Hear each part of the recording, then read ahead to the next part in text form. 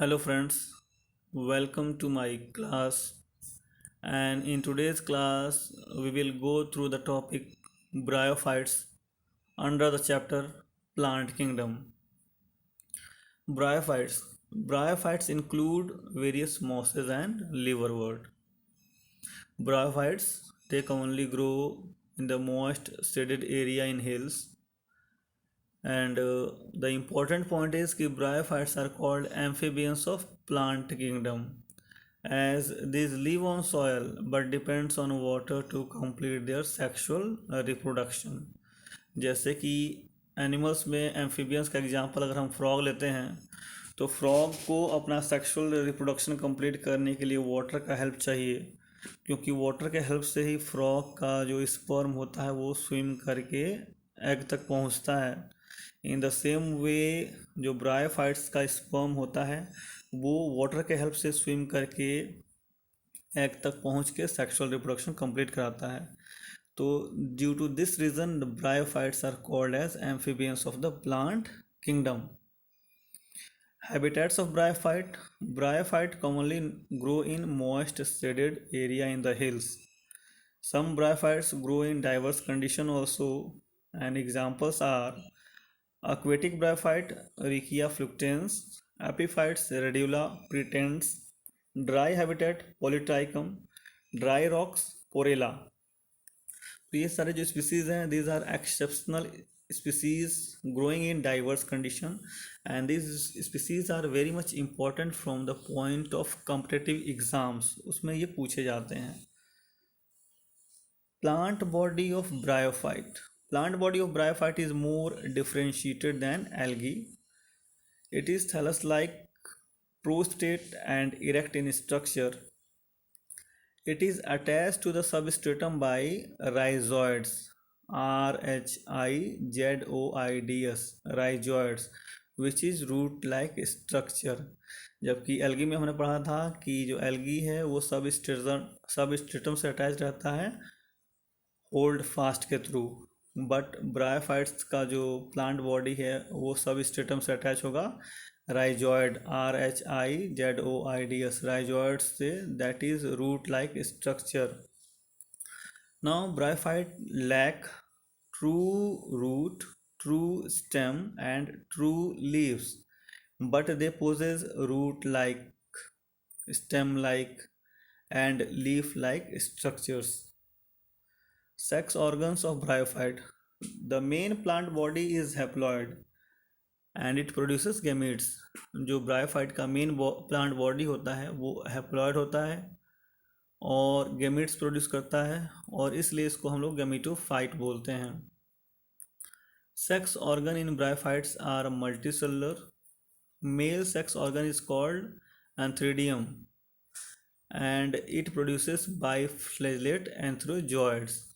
जो गैमीट्स होते हैं उसको एंथ्रोजॉइड्स बोलते हैं. Female sex organ is flask shape which is called archegonium and archegonium produces egg. Reproduction कैसे होता है? तो bryophyte shows sexual type of reproduction. जो आर्चिगोनियम में एग बना है that secretes a chemical and that chemical attract the sperm towards the itself. Sperm biflagellate होता है जैसा कि आपको हमने बताया है. तो sperm swims through water and reaches to the archegonium to fuse with egg. One sperm fuses with one egg and forms diploid zygote. जो मेन प्लांट बॉडी था वो हैप्लॉयड था. अब यहाँ पे जब फ्यूज़न हुआ है स्पर्म का और एग का तो जाइगोट क्या हो गया? डिप्लॉयड हो गया. उसके बाद zygote do not undergo reduction division. जैसा कि आमतौर पे होता है जाइगोट बनने के बाद उसमें रिडक्शन डिवीज़न शुरू हो जाता है म्यूसिस के थ्रू, बट यहाँ पे इतनी जल्दबाजी नहीं होती है. उसके वजह क्या होता है? Instead it forms multi cellular body called sporophyte. Sporophyte बना लेता है जाइगोट. अब स्पोरोफाइट क्या है? स्पोरोफाइट फ्री लिविंग नहीं है. It remains attach to the gametophyte for the nourishment. जो गेमेटोफाइट जो मेन प्लांट बॉडी है उसी से अटैच रहता है, उससे नॉरिशमेंट लेता रहता है. और लेटर ऑन स्पोरोफाइट के कुछ सेल्स रिडक्शनल डिवीज़न जाते हैं और वो हैप्लॉयड स्पोर्स बनाते हैं विच जर्मिनेट्स टू प्रोड्यूस गैमेटोफाइट। जो मेन प्लांट बॉडी है वो यहाँ से फिर बन जाता है। तो क्या हुआ, पहले फर्टिलाइजेशन हुआ, फर्टिलाइजेशन से जाइगोट बना, जाइगोट से स्पोरोफाइट बना जो कि फ्री लिविंग नहीं है, वो मेन गैमेटोफिटिक प्लांट से अटैच रहा, वहाँ से नॉरिशमेंट लेता रहा और बाद में स्पोरोफाइट से कुछ सेल्स निकल के म्यूसिस के थ्रू स्पोर्स बने और ये स्पोर्स फिर से जर्मिनेट होकर गैमेटोफाइट प्लांट बॉडी बनाए। स्पोरोगोनियम क्या होता है, sporophyte of bryophyte is called sporogonium because it is meant for producing spores only. Economic importance की बात करेंगे ब्रायोफाइट्स का, तो some mosses provide food for animals and birds. Species of moss sphagnum होता है that provides peat and which is used as fuel. Marchantia has medicinal purpose. It is used to cure lungs and liver infections. Cure lungs and liver infections. And masses जो होते हैं बिल्कुल green like mat like appearance होते हैं जो soil को बड़े अच्छे से होल्ड करके रखते हैं एंड दस they prevent soil erosion and they absorb extra water also, तो thus they recharges the underground water also. Types of bryophyte, दो मेन ग्रुप हैं, लीवरवर्ट है और मॉसेज है। लीवरवर्ट की बात करेंगे तो plant body of liverwort is thalloid. Thalloid is dorsiventral and closely appressed to the substrate. Rhizoids is unicellular which is attach to the substratum. जैसा कि आपको हमने बताया कि राइजॉइड्स रूट लाइक स्ट्रक्चर होता है जिससे कि ब्रायोफाइट सबस्ट्रेटम से अटैच होता है, उसी तरह से लीवरवर्ट के भी राइजॉइड्स होते हैं, लेकिन यहाँ पे जो राइजॉइड्स हैं वो यूनिसेलर हैं और उसके चलते जो लीवरवर्ट है सबस्ट्रेटम से अटैच रहता है। Leaf like appendages are in rows, ROWS, rows on stem like structure. Reproduction of liverwort is done by both asexual and sexual method. Reproduction in liverwort, तो पहला हम देखते हैं एसेक्सुअल मेथड क्या है। तो एसेक्सुअल मेथड में फ्रेगमेंटेशन के थ्रू होता है, जो थैलस होता है उसमें फ्रेगमेंटेशन होता है और by special structure called gemma, या तो थैली में जो थाली है या थैलस जिसको बोलते हैं उसमें फ्रेगमेंटेशन होगा तो उससे होगा, या फिर स्पेशल स्ट्रक्चर होता है gemma. Gemma are green multicellular asexual buds developed on gemma cups on thallus. तो एसेक्सुअल बड्स होते हैं जो गैमा होते हैं, वो एसेक्सुअल बड्स BUDS बड्स होते हैं that developed on the gemma cups on the thallus. Gemma detaches from the plant body and germinate to form new plant body of the liverwort. Sexual reproduction की बात करते हैं liverwort में, तो for sexual reproduction male and female sex organs are developed either on the same thallus और on the different thallus of the liverwort. Fusion of male female gametes results in formation of zygote which developed as sporophyte.